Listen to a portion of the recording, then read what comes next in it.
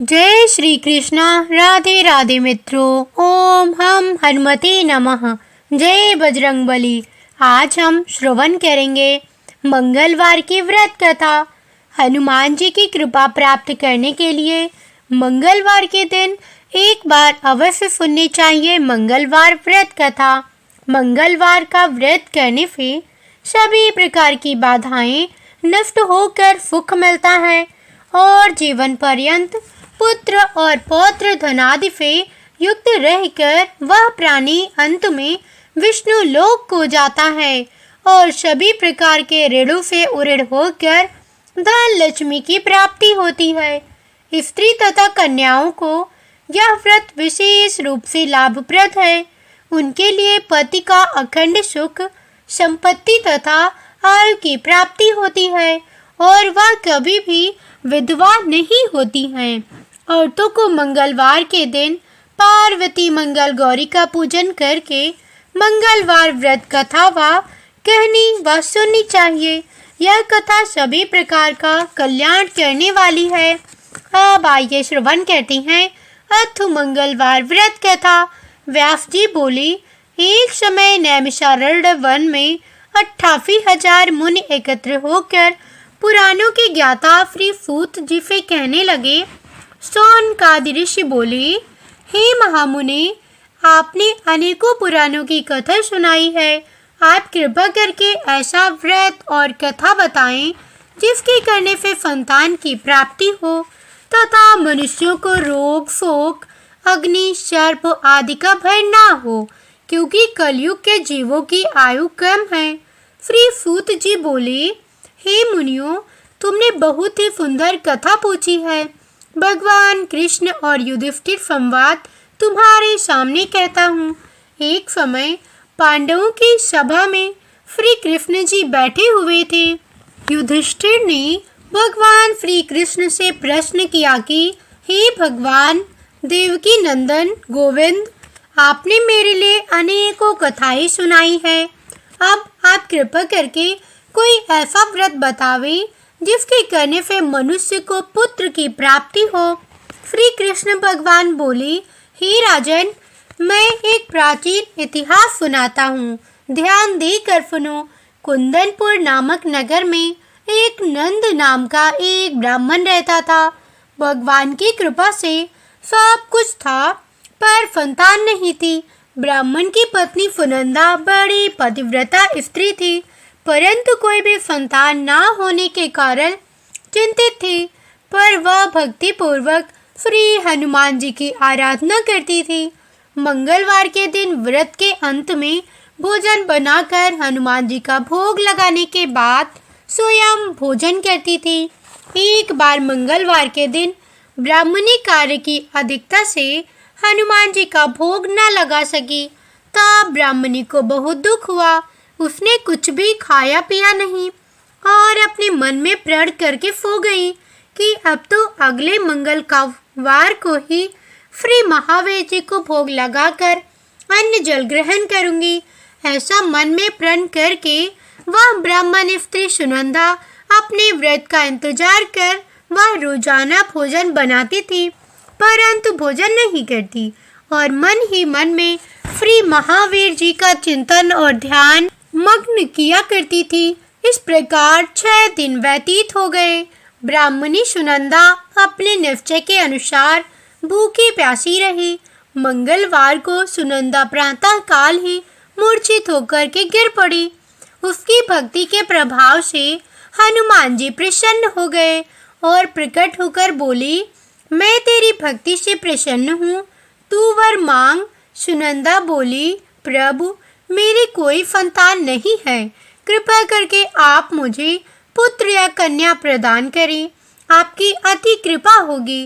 श्री महावीर जी बोले, तेरी इच्छा पूर्ण होगी, तेरे एक कन्या पैदा होगी और उसके अष्टांग भर सोना रोज दिया करेंगे। इस प्रकार कहकर श्री महावीर जी अंतर्ध्यान हो गए। ब्राह्मणी बहुत प्रसन्न हुई। सभी समाचार अपने पति से कहा। वे प्रत्येक कन्या का समाचार सुन बहुत दुखी हुए, परंतु सोने की बात सुनी तो बहुत प्रसन्न होकर विचार किया पुत्री के साथ मेरी दरिद्रता भी समाप्त हो जाएगी। श्री महावीर जी की कृपा से स्त्री गर्भवती हुई और 10वें महीने में जाकर उसे कन्या रूपी रत्न प्राप्त हुआ। वह बालिका अपने पिता के घर में जिस प्रकार शुक्ल पक्ष का चंद्रमा बढ़ता है, उसी प्रकार वह कन्या अपने माता पिता के घर में बढ़ने लगी। 10वें दिन विप्र ने इसका नाम संस्कार कराया, तो अब उनके कुल पुरोहित ने इस कन्या का नाम रत्नबाला रखा, क्योंकि यह कन्या सोना दिया करती थी। इस कन्या ने पूर्व जन्म में बड़े विधि विधान पूर्वक मंगलदेव का व्रत किया था। रत्नबाला का अष्टांग बहुत सा सोना देता था। इस सोने से विप्र बहुत ही धनवान हो गया, जिससे उस नंदा विप्र को बहुत मद तथा अभिमान हो गया। सुनंदा ने देखा कि उसकी बालिका विवाह के योग्य हो गई, तब वह अपने पति देवता को अत्यंत प्रसन्न देखकर बोली, मेरी बालिका रत्नबाला विवाह के योग्य हो गई है, अतः आप अब सुंदर सुयोग्य वर देखकर विवाह कर दें, क्योंकि शास्त्र की आज्ञा है 8 बरस गौर, 9 बरस में रोहिणी, 10 बरस तक कन्या तथा इसके बाद रजस्वला की संज्ञा हो जाती है। गौरी के दान से पाताल लोक की प्राप्ति होती है, रोहिणी के दान से वैकुंठ की प्राप्ति होती है, कन्या के दान से लोक सुख की प्राप्ति होती है। अगर हे पतिदेव रजस्वला का दान किया जाता है तो रौरव घोर नरक की प्राप्ति होती है। ब्राह्मण बोला, अभी तो रत्नबाला 10 वर्ष की है, और देख मैंने तो 16 साल की कन्याओं के विवाह कराई हैं, अभी ऐसी क्या जल्दी है। ब्राह्मणी बोली, आपको तो धन का लोभ अधिक हो गया है। अगर 11वें वर्ष में विवाह नहीं होता है तो उसके मासिक धर्म का रक्त पिता अथवा उसके बड़े भाई को पान करना पड़ता है। कहा भी गया है कि माता पिता बड़ा भाई रजस्वला कन्या है, वैसे ही सुंदर सुयोग्य वर तलाश करके लावें। दूतों ने अपने स्वामी की आज्ञा पाकर बम्बई नगर में एक एक सुंदर विप्र के बालकों को देखा। एक बालक देखने में अति सुंदर था तथा विप्रों के सभी गुण बालक में मौजूद थे। इस बालक का नाम सोमेश्वर था। दूतों ने आकर स्वामी नंदा के लिए इस बालक को आकर बतलाया। विप्र ने सोमेश्वर को देखकर विधि पूर्वक विवाह कर दिया तथा कन्यादान में काफी धन दिया। विप्र ने विधि पूर्वक कन्यादान कर अपने को बहुत भाग्यशाली माना। नंदा को महालोभ हो गया। उसने विचार किया कि अब कन्या तो चली जाएगी, मेरे लिए सोना जो इस पुत्री से मिलता था वह अब नहीं मिलेगा। मेरे पास जो धन था वह इस पुत्री के विवाह में खर्च हो गया, और जो भी कुछ है वह कुछ समय में नष्ट हो जाएगा। इससे इस पुत्री का विवाह कर मैंने बहुत बड़ी गलती की है। अब मुझे कुछ उपाय करना चाहिए जिससे कन्या मेरे ही घर बनी रहे और अपनी ससुराल ना जाए। विप्र इसी तरह विचार करते करते रात भर सोया तक नहीं। उसने विचार किया कि जब कन्या को लेकर सोमेश्वर अपनी नगर को जाएगा तो वह छिप कर उसका वध कर देगा, और अपनी पुत्री रत्नबाला को वह अपने घर को वापस ले आएगा, जिससे उसे नियमित रूप से सोना मिलता रहेगा और समाज का कोई मनुष्य उसे दोष भी नहीं देगा। प्रातः काल हुआ। नंदा और सुनंदा ने जमाई तथा लड़की को खूब धन देकर विदा किया। सोमेश्वर अपनी पत्नी रत्नबाला को ससुराल से अपने घर ले चल दिया। नंदा महालोभ के वशीभूत मार्ग में छिपा था कि जवाई को मारकर रत्नबाला को फिर से घर ले जाएगा, जिससे उसे अष्टांग सोना मिलता रहेगा और वह कभी निर्धन ना होगा। नंदा के अवसर पाकर सोमेश्वर का वध कर दिया और अपनी लड़की रत्नबाला के पास जाकर बोला कि हे पुत्री, मार्ग में लुटेरों ने तेरे पति का वध कर दिया है। अब तू घर चल, वहां पर ही रहकर फिर जीवन को व्यतीत करना।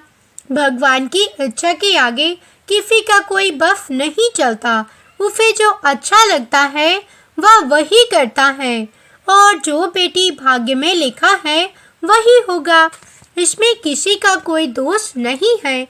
अपने पिता के द्वारा अपने पति की मृत्यु का समाचार सुनकर रत्नबाला बहुत ही दुखी हुई और अनेक प्रकार से रुदन करने लगी और अपने पति से बोली कि माफ करें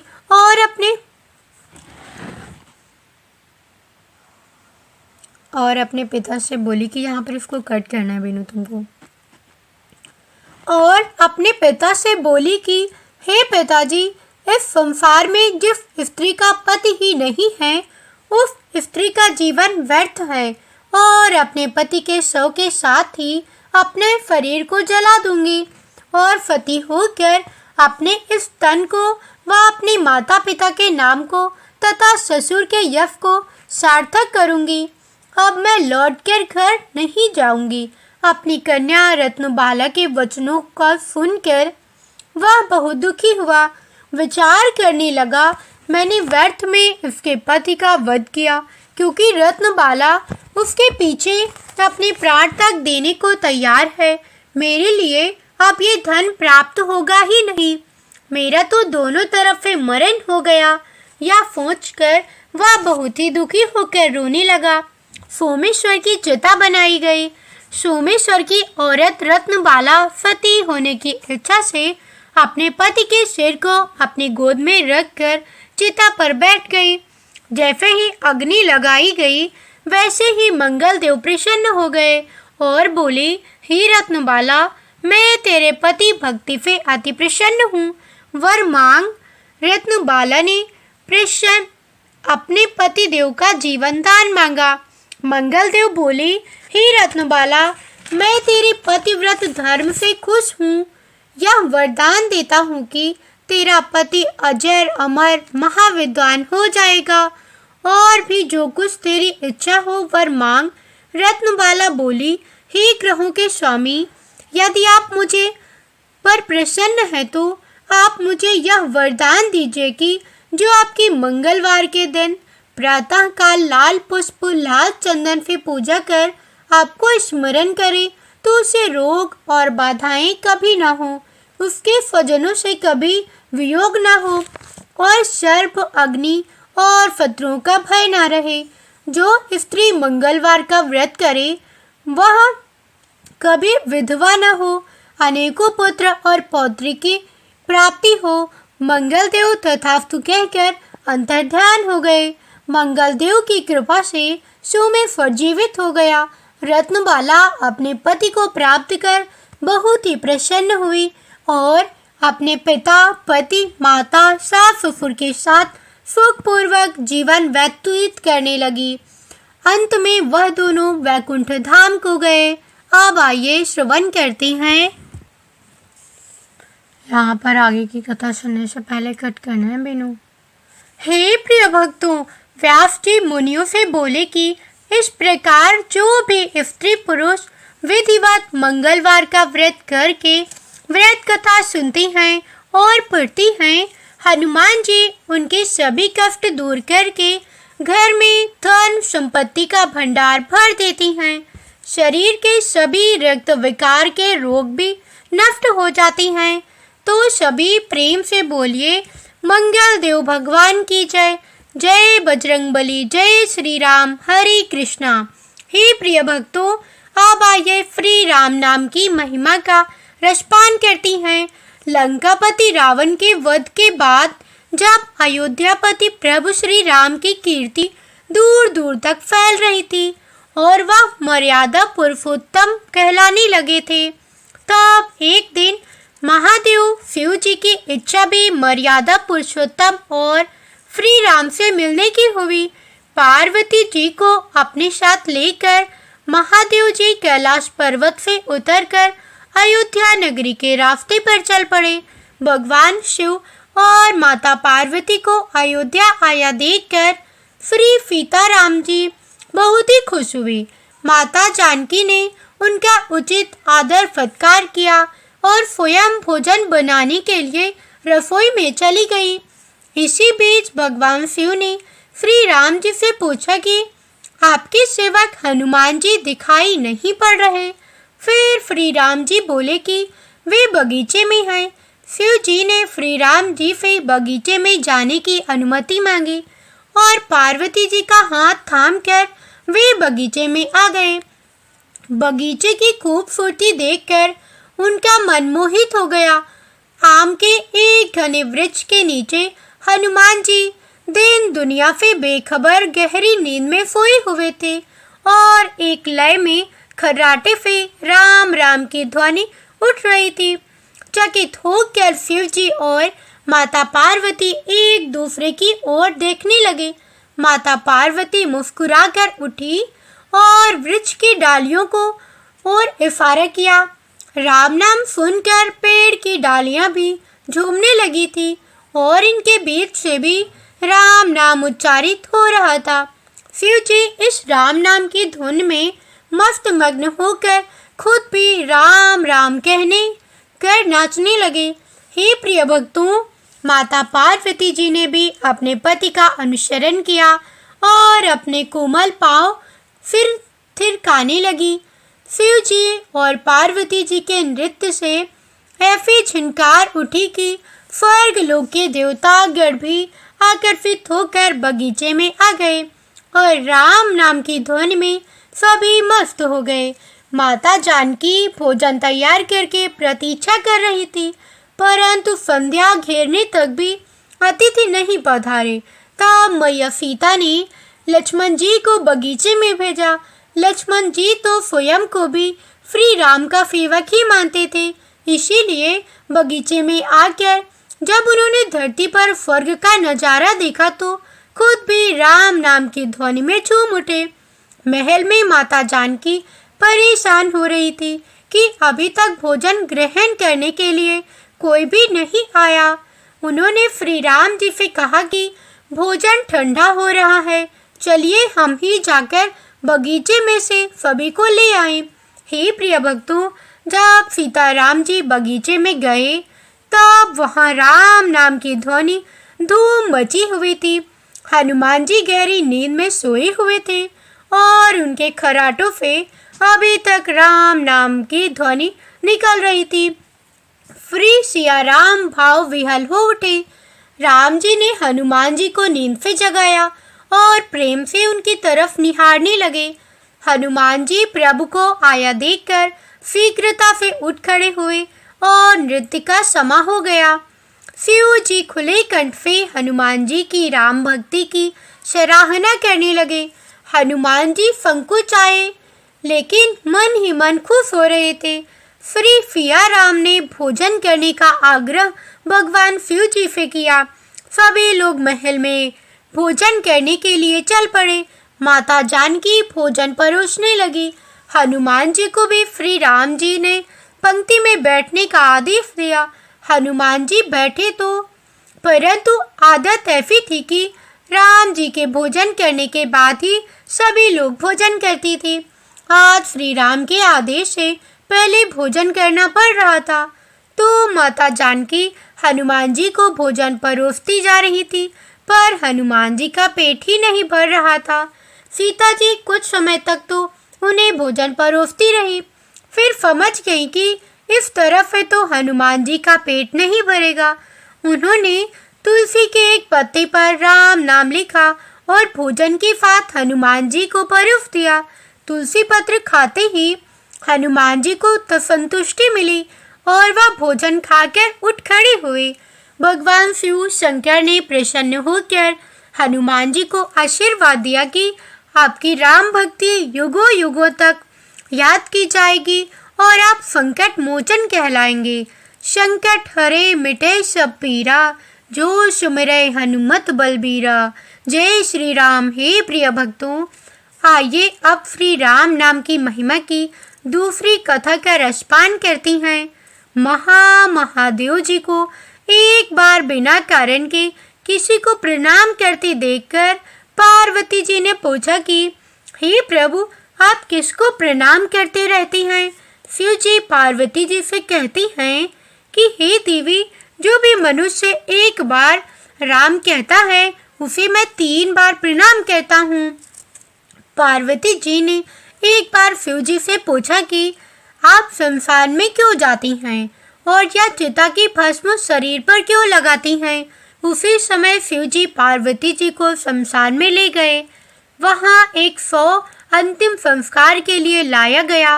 लोग राम नाम सत्य है ऐसा कहते हुए 100 को ले जा रहे थे। शिव जी ने कहा कि देखो पार्वती, इस शमशान की ओर जब लोग आते हैं तो राम नाम का स्मरण करते हुए आती हैं और इस 100 के निमित्त से कई लोगों के मुख से मेरा अति प्रिय दिव्य राम नाम निकलता है।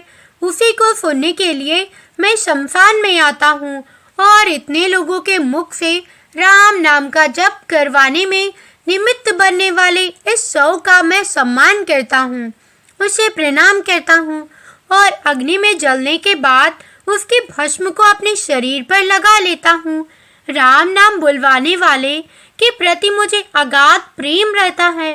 हे प्रिय भक्तों, एक बार शिव जी भगवान कैलाश पर पहुँचे और पार्वती जी से भोजन मांगा। पार्वती जी विष्णु सहस्त्र नाम का पाठ कर रही थी। पार्वती जी ने कहा कि अभी पाठ पूरा नहीं हुआ, कृपया थोड़ी देर तक प्रतीक्षा कीजिए। शिव जी भगवान ने कहा कि इसमें तो समय और श्रम दोनों लगेंगे। संत लोग जिस तरह से सहस्त्र नाम को छोटा कर लेते हैं और नित्य जपते हैं, वैसा उपाय कर लो। पार्वती जी ने पूछा कि वह उपाय कैसे करती हैं? मैं सुनना चाहती हूँ। शिव जी बोले, केवल एक बार राम कह लो, तुम्हें सहस्त्र नाम भगवान के 1000 नाम लेने का फल मिल जाएगा। एक राम नाम 1000 दिव्य नामों के समान है। पार्वती जी ने फिर वैसा ही किया। श्री राम राम रामेति रमे रामे मनोरमे सहस्त्र नाम ततुल्यम राम नाम वराधने। यह राम नाम सभी आपदाओं को हरने वाला, सभी संपदाओं को देने वाला दाता है, सारे संसार को विश्राम शांति प्रदान करने वाला है। इसीलिए मैं इसे बार बार प्रणाम करता हूँ। हे प्रिय भक्तों, भव सागर की सभी समस्याओं और दुख के बीजों को भूंज के रख देने वाला, अर्थात समूल नष्ट कर देने वाला, सुख संपत्तियों को अर्जित करने वाला, यमदूतों को भगाने वाला केवल राम नाम का जप है। इसीलिए प्रयास पूर्वक स्वयं भी राम नाम जपते रहना चाहिए और दूसरों को भी प्रेरित करके राम नाम जपवाना चाहिए। इसे अपना और दूसरों का तुरंत ही कल्याण हो जाता है। यही सबसे सुलभ और अचूक उपाय है। इसीलिए हमारे देश में प्रणाम राम राम कहकर किया जाता है। तो सभी प्रेम से बोलिए, जय श्री राम, हरे कृष्णा। हे प्रिय भक्तों, सूत जी बोले कि हे मुनियों, एक अन्य कथा के अनुसार एक नगर में एक वृद्धा निवास करती थी। उसके मंगलिया नाम का एक पुत्र था। वृद्ध की हनुमान जी पर गहरी आस्था थी। वह प्रत्येक मंगलवार को नियम पूर्वक व्रत रखकर हनुमान जी की आराधना करती थी। उस दिन वह ना तो घर को लीपती थी और ना ही मिट्टी खोदती थी। वृद्ध को व्रत करते हुए अनेक दिन बीत गए। एक बार हनुमान जी ने उसकी श्रद्धा की परीक्षा लेने की सोची। हनुमान जी साधु का वेश धारण करके वहां गए और पुकारने लगे, हे कोई हनुमान भक्त जो हमारी इच्छा पूर्ण करे। साधु की पुकार को सुनकर वृद्धा माई बाहर आई और बोली, आज्ञा कीजिए महाराज। साधु वेशधारी हनुमान जी बोले कि मैं भूखा हूँ, भोजन करूँगा, तुम थोड़ी सी जमीन को लीप दो। वृद्ध दुविधा में पड़ती, क्योंकि वह तो मंगलवार को जमीन को लीपती नहीं थी। इसीलिए अंततः हाथ जोड़कर वह बोली, हे महाराज, लीपने और मिट्टी खोदने के अतिरिक्त आप कोई दूसरा कार्य मुझे दी, मैं अवश्य ही उसे पूरा करूंगी। साधु ने 3 बार प्रतिज्ञा कराने के बाद कहा कि तू अपने बेटे को बुला, मैं उसके पेट पर आग जलाकर भोजन बनाऊंगा। वृद्ध के पैरों तले धरती खिसक गई, परंतु वह प्रतिज्ञाबद्ध थी। उसने मंगलिया को बुलाकर साधु के सुपुर्द कर दिया, मगर साधु रूपी हनुमान जी ऐसे ही मानने वाले तो थे नहीं। उन्होंने वृद्ध के हाथों से ही मंगलिया को पेट के बल लिटवाया और उसकी पीठ पर आग जलवाई। आग जलाकर दुखी मन से वृद्ध अपने घर के अंदर चली गई। इधर भोजन बनाकर साधु ने वृद्ध को बुलाकर कहा कि मंगलिया को पुकारो ताकि वह भी आकर भोजन लगा ले। इस पर वृद्ध बहते आंसुओं को पोंछ कर बोली, उसका नाम लेकर मुझे और कष्ट न पहुंचाओ। लेकिन जब साधु महाराज नहीं माने तो वृद्ध ने मंगलिया को आवाज लगाई और उसे आवाज लगाते ही पुकारने की देर थी कि मंगलिया दौड़ा दौड़ा आ पहुंचा। मंगलिया को जीवित देखकर वृद्ध को सुखद आश्चर्य हुआ। वह साधु के चरणों में गिर पड़ी। साधु अपने वास्तविक रूप में प्रकट हुए। हनुमान जी को अपने घर में देखकर वृद्ध का जीवन सफल हो गया। हे प्रिय भक्तों, श्री सूत जी बोले कि मंगलवार के व्रत से शंकर और पार्वती जी इसी तरह भक्तों को साक्षात दर्शन देकर कृतार्थ करती हैं। तो सभी प्रेम से बोलिए, शिव शिवा की जय, राम भक्त श्री हनुमान जी की जय। हरे कृष्णा। उम्मीद करती हूँ आपको आज की कथा पसंद आई होगी। यदि पसंद आई हो तो कमेंट में जय बजरंगबली अवश्य लिखना। साथ ही यदि आपको रोज सुबह हनुमान चालीसा सुननी है तो इस वीडियो के डिस्क्रिप्शन में मैं एक लिंक दूंगी, उसमें क्लिक करके आप हर रोज हनुमान चालीसा सुन सकती हैं। उस चैनल का नाम हनुमान भजन है, आप सर्च करके भी सुन सकती हैं। मिलती हूँ एक ऐसी ही धार्मिक और रोचक कथा के साथ। तब तक के लिए जय बजरंगबली। राम राम।